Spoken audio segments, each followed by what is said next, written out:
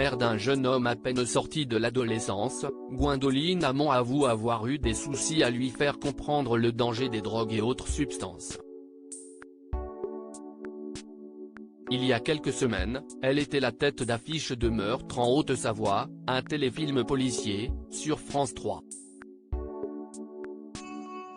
Mais si Gwendoline Amon est si médiatisée depuis 2015, si est-il parce qu'elle joue Cassandre dans le polar éponyme qui revient ce vendredi sur France 3 avec de nouveaux épisodes.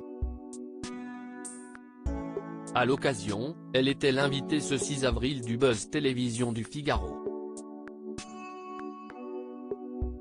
En plus d'y évoquer les exigences de son métier, elle a parlé de son prochain rôle dans Maman, ne me laisse pas m'endormir qui passera le 26 avril prochain sur France 2 et dans lequel elle jouera le rôle de la mère d'un adolescent en proie à un profond mal-être aux côtés de Michael Youn et Gérard Lanvin.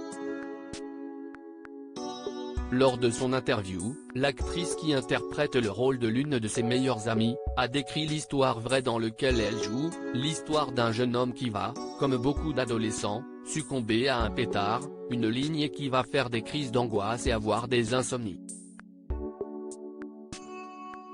Il ne va pas dire à ses parents qu'il a consommé un truc qui lui a déclenché ses angoisses. Sa mère en panique va l'emmener chez le médecin qui va prescrire des benzodiazépines.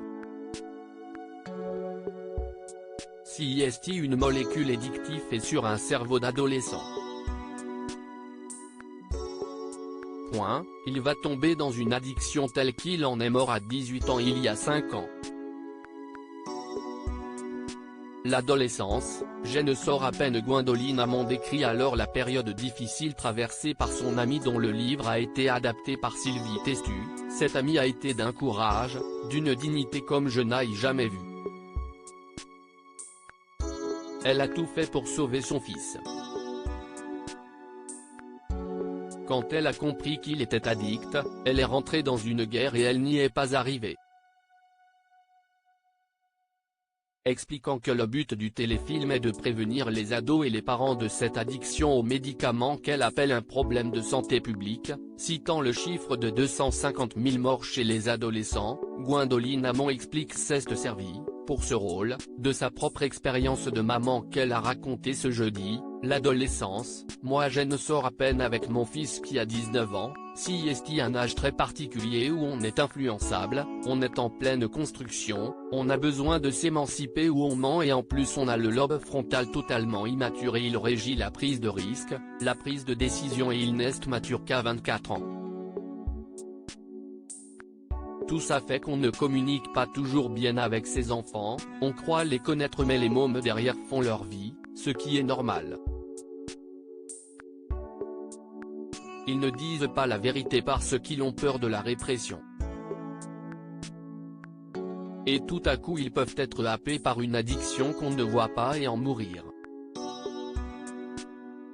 Sujet de discorde entre mère et fils. Gwendoline Amon ne cache pas qu'elle a aussi traversé des périodes compliquées en tentant de faire comprendre cela à son fils, fruit de son amour avec Frédéric Diefenthal, c'était ma peur.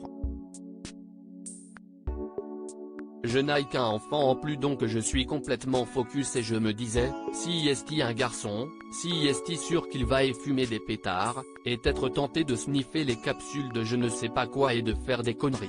Et si est normal encore une fois.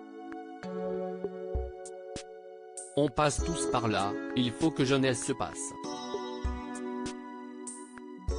Il ne s'agit pas d'interdire parce qu'il ira le faire derrière.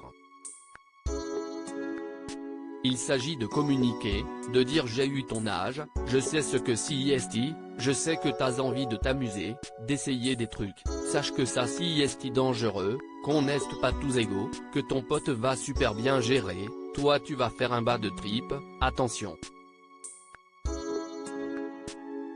Les prévenir. Et puis malheureusement si est un truc j'ai eu 15 000 discussions et disputes avec lui.